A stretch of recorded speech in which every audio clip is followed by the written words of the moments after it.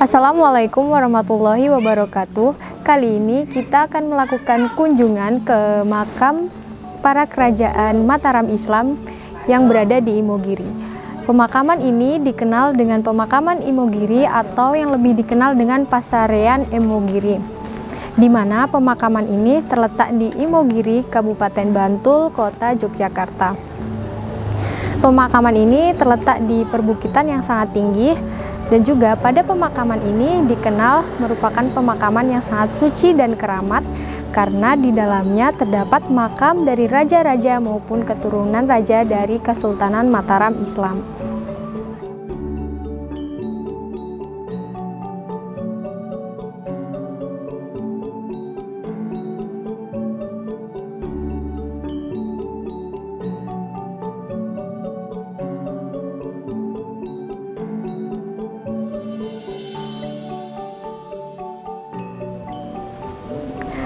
Pemakaman Imogiri ini dibangun pada tahun 1632 oleh Sultan Mataram III yang bernama Prabu Hanyongko Kusumo. Pemakaman Imogiri ini terletak di perbukitan yang sangat tinggi. Selain itu, di pemakaman ini terdapat gapura yang disebut dengan Gapura Supit Urang yang melambangkan bahwa ada 3 alam kehidupan untuk manusia, yaitu alam rahim, alam dunia, dan juga alam kubur. Di wilayah pemakaman ini terbagi menjadi 3 kawasan.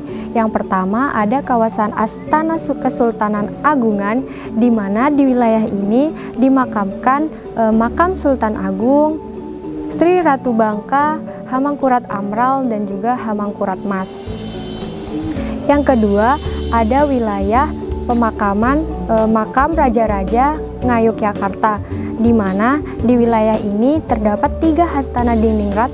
Yang pertama ada Kasuwargan Yogyakarta yang dimakamkan di dalamnya ada makam Sri Sultan Hamengkubuwono I sampai dengan Sri Sultan Hamengkubuwono III, dan juga ada Besiaran yang berada di dalamnya makam Sri Sultan Hamengkubuwono IV sampai dengan Sri Sultan Hamengkubuwono ke-6. Dan yang ketiga ada Sartorenggo, di mana di dalamnya ada makam Sri Sultan Hamengkubuwono VII sampai dengan Sri Sultan Hamengkubuwono ke-9.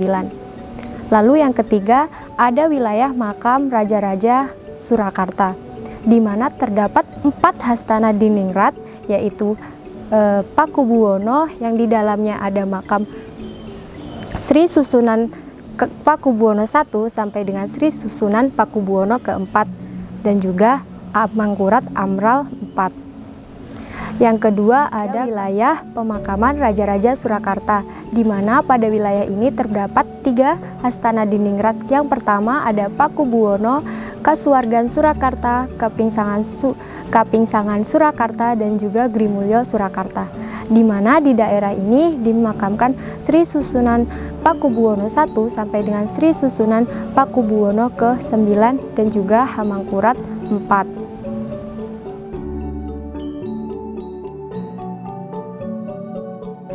Sebelum memasuki pemakaman, ada banyak sekali anak tangga yang harus kita lewati, di mana anak tangga ini mempunyai lebar 4 meter dengan kemiringan 45 derajat dan jumlah anak tangga sebanyak 409 anak tangga.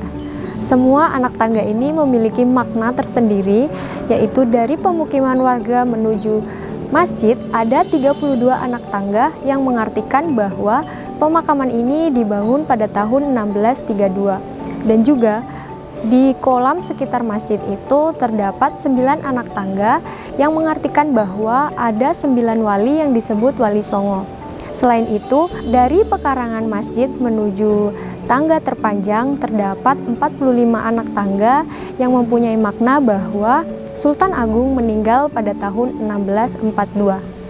Konon katanya, bagi pengunjung yang mampu menghitung anak tangga ini dengan benar sebanyak 409 anak tangga, maka semua keinginannya akan terkabul. Oke, Assalamualaikum warahmatullahi wabarakatuh. Pengkhianat di dalam suatu negara itu pasti ada, bahkan sudah ada sejak zaman Sultan Agung. Di zaman Sultan Agung ada seorang temenggung, yaitu Indronoto. Dia sebetulnya adalah salah satu panglima perang dari Sultan Agung. Akan tetapi dia juga berpihak kepada Belanda, sehingga dia menjadi mata-mata Belanda. Pada saat perang, dia membocorkan strategi perang dari Sultan Agung dan juga membocorkan lokasi-lokasi tempat lumbung atau tempat cadangan makanan dari prajurit-prajurit Sultan Agung. Sehingga Belanda dengan mudah menemukan titik-titik lumbung-lumbung yang merupakan cadangan makanan dari prajurit Sultan Agung. Belanda membakar cadangan makanan itu, sehingga dalam perang tersebut Sultan Agung mengalami kekalahan. Dan akhirnya mengetahui hal itu, maka Sultan Agung menangkap Tumenggung Indronoto dan menghukumnya, ya, memenggal kepalanya, memotong badannya sehingga menjadi 3 bagian. Kalau di Pajimasan ini, kaki dari Tumenggung Indronoto ada di bawah saya berdiri sekitar 15 meter, itu adalah tempat kakinya dikuburkan. Kemudian di sini ada batu yang merupakan tempat dari tubuh Tumenggung Indronoto. Kemudian yang di atas, di tengah-tengah gapura adalah tempat kepala dari Tumenggung Indronoto. Kenapa ditanam di tengah-tengah jalan? Kenapa kepala juga ditanam di tengah-tengah antara gapura? Itu sebagai pelambang bahwa pengkhianat itu layak untuk diinjak-injak. Mereka mengkhianati bangsanya, mereka mengkhianati negaranya, sehingga itu balasan yang setimpal ketika jasadnya dikubur di tengah-tengah jalan, sehingga siapapun yang mau berkunjung ke makam raja-raja, siapapun mau ziarah ke makam raja-raja, pasti akan melewati dari gapura, sehingga dia pasti akan menginjak posisi kepala Tumenggung Indronoto yang dikuburkan di bawahnya. Jadi itu peringatan bagi siapapun bahwa pengkhianat bangsa, pengkhianat negara itu adalah sesuatu yang sangat-sangat tidak terpuji, sehingga balasannya pun seperti ini. Semoga ini dapat memberikan kepada kita, ya, memberikan pemikiran kepada kita bahwa sekali-kali jangan ada keinginan untuk menjadi pengkhianat bagi bangsa kita, menjadi pengkhianat bagi negara kita. Terima kasih. Assalamualaikum warahmatullahi wabarakatuh.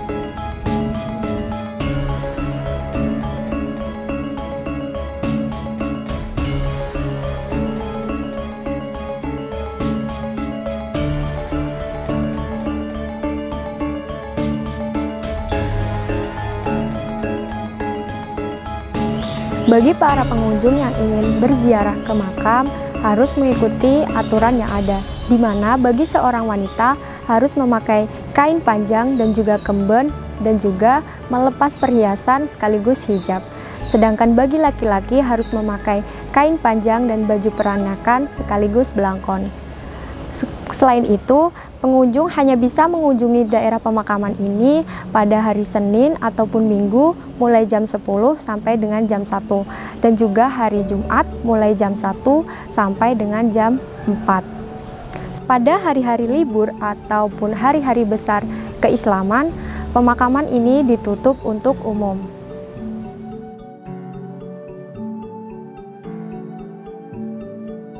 Satu itu dipegang oleh eyangnya yang bernama Panembahan Senopati. Yang kedua dipegang oleh ayahnya yang bernama Hanyoprowati. Nah, kedua-duanya itu dimakamkan di Kota Gede. Nah, yang ketiga dipegang oleh Ingkang Sinuwun Kanjeng Sultan Agung Prabu Hanyokrokusumo. Itu dimakamkan di sini. Karena apa kok dimakamkan di sini?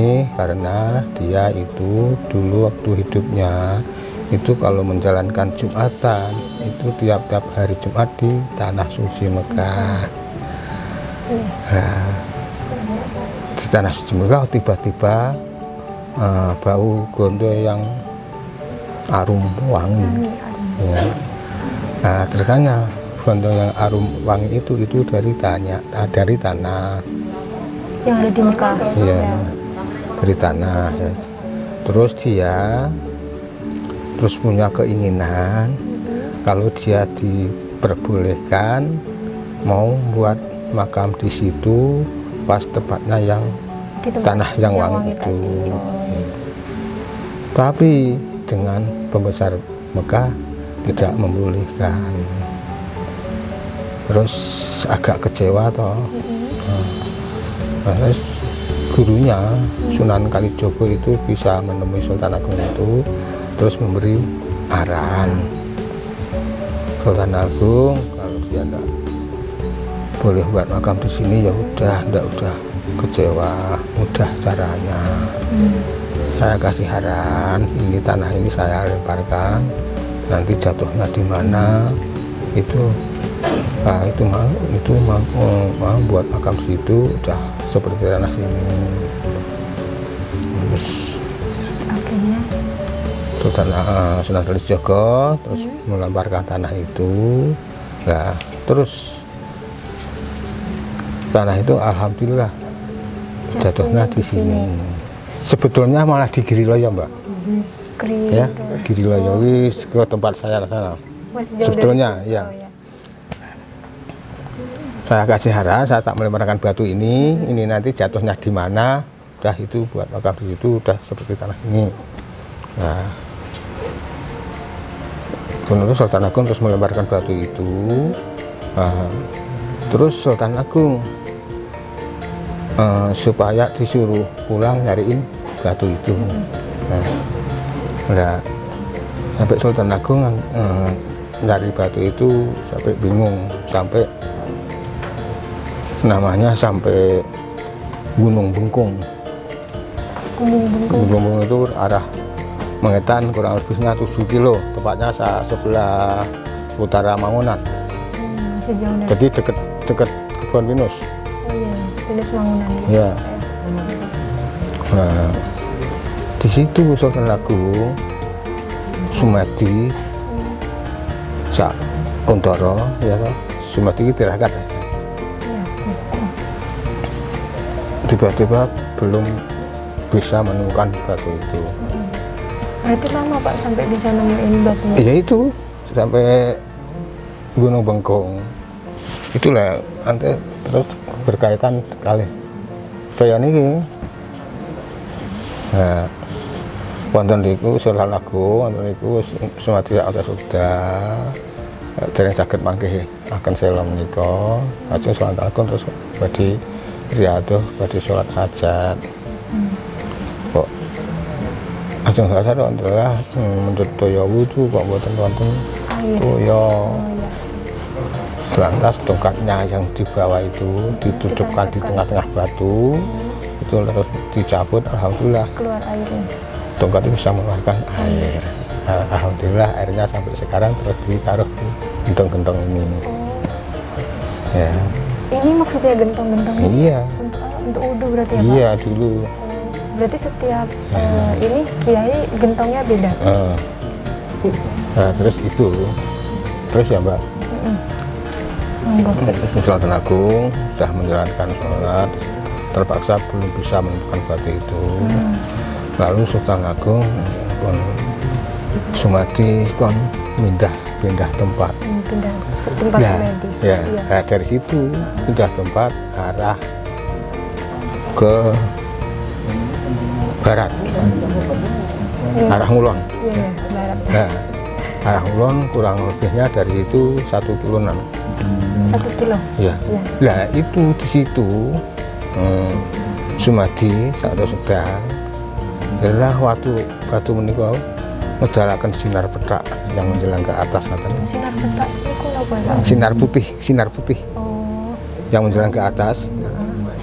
Lalu dipuruki yang mengeluarkan sinar putih ya batu yang dicari itu. Oh. Alias Sultan Agung kabul anggenipun madosi sela niku. Mula gunung menika sakniki dipun jenenge Gunung Makbul. Karena saged berhasil anggenipun madosi sela menika. Nah, niku terus Sultan Agung terus ngerangkul gitu ya Mbak, ngerangkul kalih maos barokah subhanallah. Ini waktu saya tak goleki akhirnya tibane ono ngene iki. Nah, terus Sultan Agung itu terus mulai babat alas kagem damel makam niku.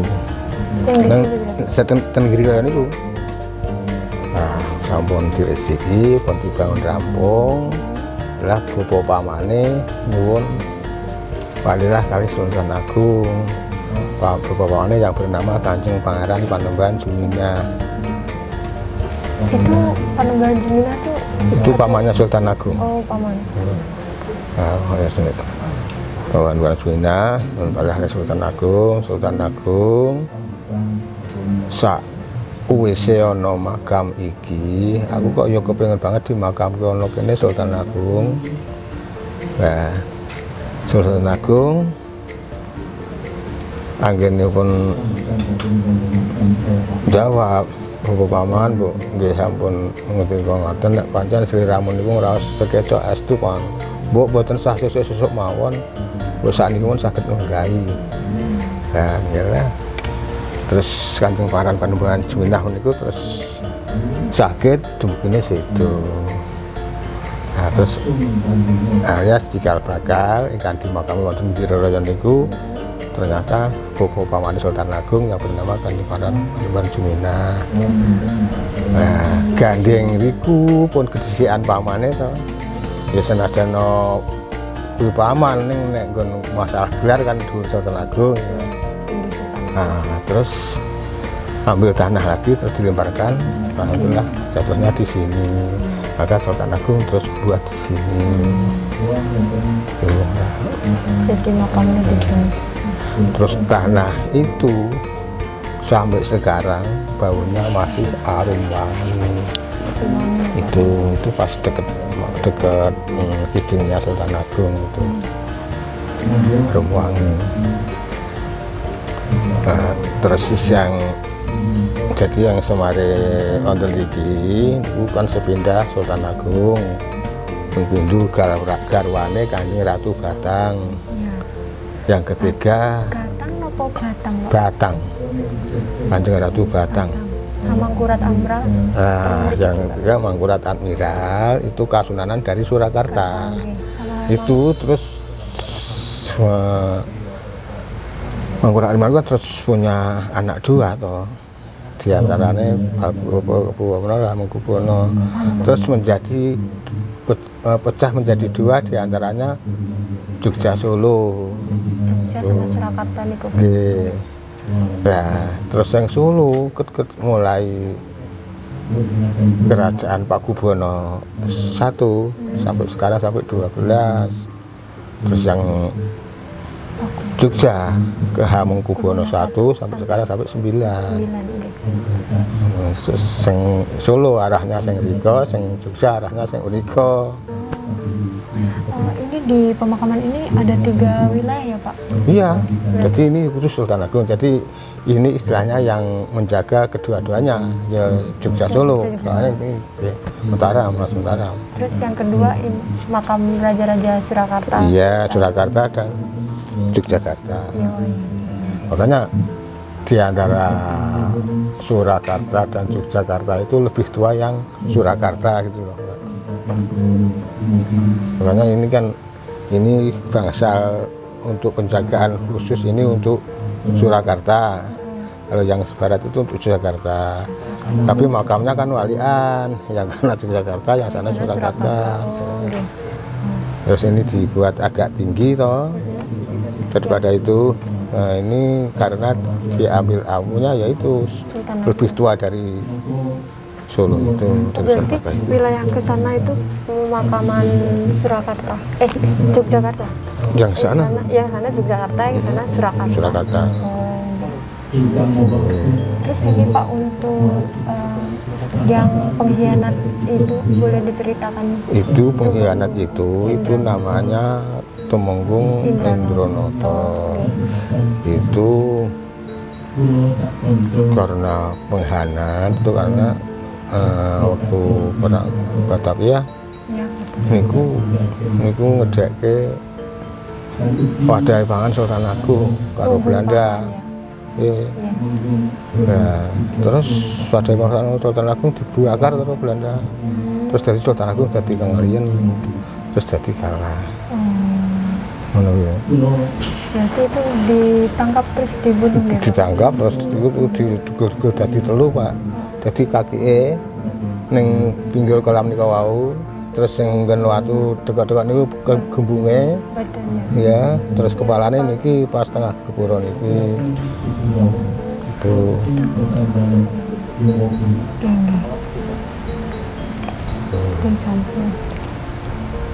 Nah itu gentong itu ada 4 itu tanda mata dari 4 kerajaan.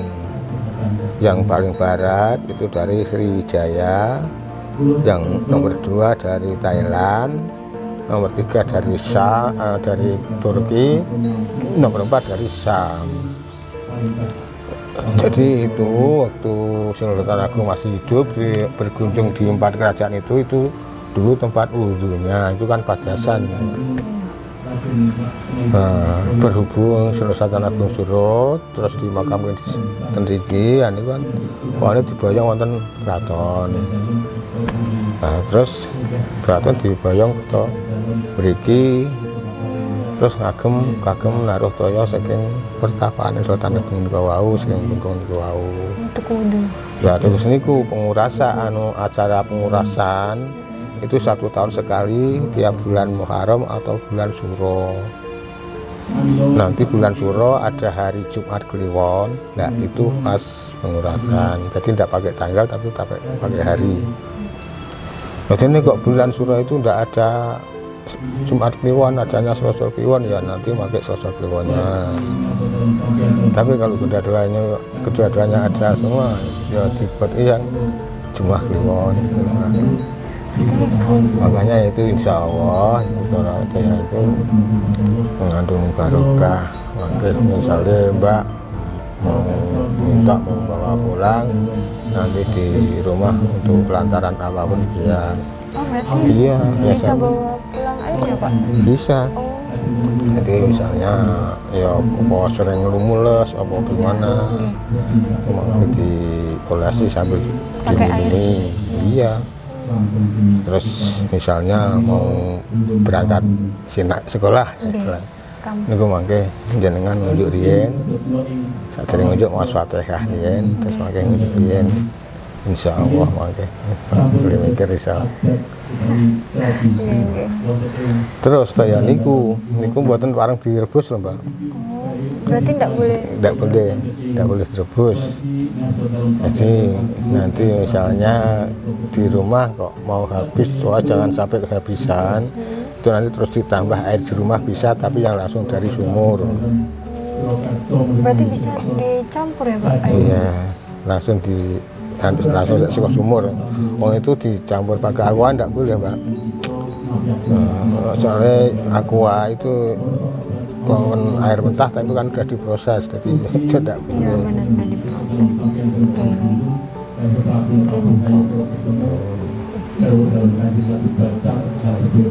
Sambung. Berikut merupakan hasil wawancara dengan penjaga makam mengenai para raja yang dimakamkan di Imogiri ini. Saya ucapkan terima kasih ya Pak. Sama-sama. Saya akhiri, wassalamualaikum warahmatullahi wabarakatuh. Waalaikumsalam warahmatullahi wabarakatuh. Salah satu kuliner yang ada di kompleks makam Raja-Raja Imogiri adalah pecel kembang turi. Di sini salah satu warung pecel yang ada di dekat dengan parkiran makam Raja-Raja adalah pecel buwit ya, yang menyajikan ada di sini menu pecel kembang turi. Ini kita lihat, ini bebas ngambilnya ya. Ada nasi putih, ya. Kemudian ada nasi merah ini ya. Oke ya. Kebetulan saya mengambil nasi merah ya. Kemudian untuk pecelnya ini ya, yang dinamai kembang turi itu ini. Nah ini adalah bunga dari pohon turi atau kembang kembang itu bunga. Jadi kalau pecel kembang turi itu merupakan bunga dari ya, pohon turi ya. Ini bunganya ya. Ini harus dihilangkan kepala putihnya biar nggak pahit. Nah ini ciri khasnya sini ini. Kemudian saran yang lain ya. Ini ada daun tela, ada bayam, ada kemikir.